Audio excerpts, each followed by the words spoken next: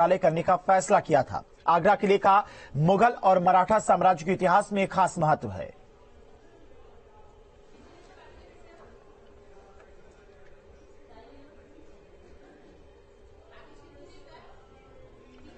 गाजीपुर के जमानिया विधानसभा इलाके के फूली गांव में महाराजा सुहेल देव की जयंती के मौके पर एसबी अध्यक्ष ओपी राजभर ने अखिलेश यादव पर जमकर निशाना साधा।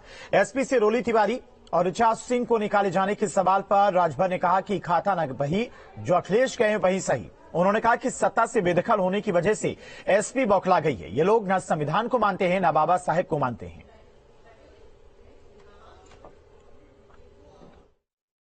जवान अखिलेश जी कहें वह सही। वहाँ वो चीज है कि जो अपनी बात अगर कोई कहना चाहे तो वो कहने का हकदार नहीं है। बाबा साहब डॉक्टर अम्बेडकर ने संविधान में सभी धर्म सभी अपने हिसाब से पूजा पाठ करने का रहने का सिस्टम बाबा साहब ने दिया है।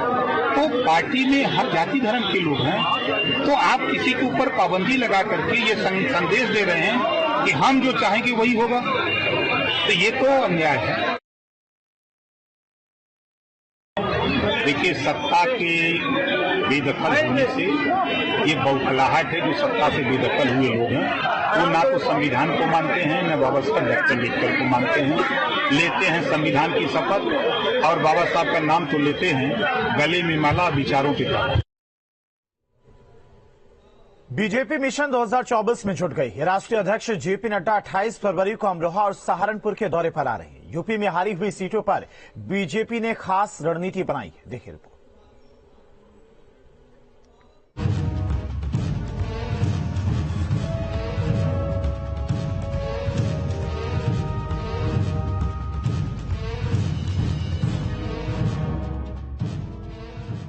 बीजेपी का मिशन 2024।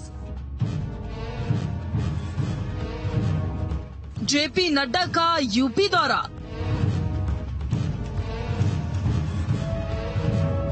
अट्ठाईस फरवरी को अमरोहा और सहारनपुर दौरा।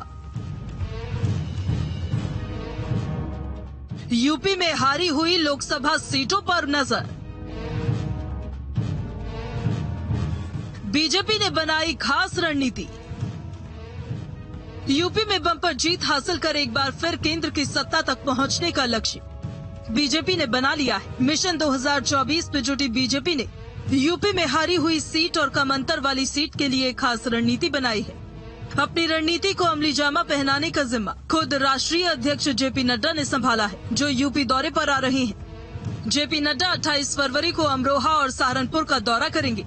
अब चूंकि उत्तर प्रदेश में हमारी कुछ सीटें जो पिछली बार रह गई थी, उन सीटों को भी इस बार जीतने का हमारा लक्ष्य है। अब कुल मिलाकर जो सीट हम कम वोटों से जीते या जो सीट हम कम वोटों से हार गए, कोई ऐसी सीटों पर भी आगे आने वाले दिनों में हमारा और भी अच्छा पार्टी करे, तो इसको लेकर हम लोग लगातार संगठनात्मक काम है और भी काम है हम लोग करते ही रहते हैं, और वो पार्टी उस पर लगी हुई है। बीजेपी की 2019 में हारी हुई 14 लोकसभा सीटों पर इस बार विशेष नजर है। यहाँ बीजेपी जीत दर्ज करने के लिए अभी से किलेबंदी में जुट गई है। बीजेपी हारी हुई लोकसभा सीटों पर विधानसभा क्षेत्र तक विस्तारक भेजने जा रही है। ये विस्तारक बूथ लेवल तक जमीनी हकीकत की रिपोर्ट बनाकर पार्टी हाईकमान को देंगे। 2019 में बीजेपी को बिजनौर, नगीना, सहारनपुर, अमरोहा, अम्बेडकर नगर के साथ साथ श्रावस्ती, गाजीपुर, घोसी, जौनपुर, लालगंज, संभल, मुरादाबाद, मैनपुरी और रायबरेली में हार का सामना करना पड़ा था। हारी 14 लोकसभा सीटों के अलावा बीजेपी का फोकस इन सीटों पर भी है, जहां जीत का अंतर काफी कम रहा है। इनमें मछली शहर सिर्फ 181 मतों से, तो मुजफ्फरनगर सीट पर 6,526 मतों से जीत हासिल हुई थी। मेरठ में जीत का अंतर 4,729 मतों का था, तो चंदौली में 13,954 मतों से जीत मिली थी। बीजेपी ने उपचुनाव में जीती रामपुर और आजमगढ़ सीट को मिलाकर करीब 25 सीटें ऐसी छाटी है जहां जीत का अंतर 1 लाख वोट से कम रहा है। इनके अलावा 30 लोकसभा सीटें ऐसी है जहां जीत का अंतर 1.25 लाख वोट से कम था। बीजेपी का पहले चरण में फोकस कम अंतर वाली सीटों की जीत पर है। यहाँ यूपी सरकार के कैबिनेट मंत्रियों को प्रवास की जिम्मेदारी दी जाएगी। जितनी भी संसदीय सीटों पर भारतीय जनता पार्टी पिछली बार हारी थी, उसके लिए एक पूरा कार्यक्रम बना हुआ है।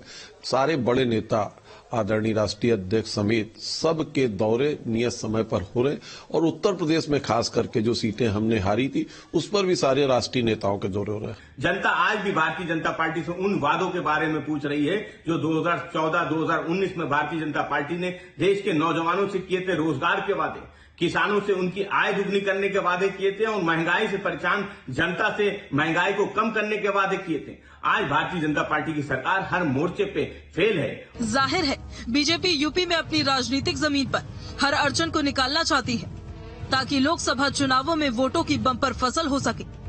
जाहिर है भारतीय जनता पार्टी इस पूरे लोकसभा चुनाव को 24 का जो चुनाव है उसको लेकर कोई कोर कसर नहीं छोड़ना चाहती। लखनऊ से दीपक राणा के साथ निखिल शर्मा, न्यूज स्टेट उत्तर प्रदेश। और यूपी में जातीय जनगणना के समर्थन में समाजवादी पार्टी अभियान चलाने जा रही है। 24 फरवरी से 5 मार्च तक समाजवादी पार्टी का अभियान चलेगा। एसपी हर ब्लॉक स्तर पर संगोष्ठी करेगी।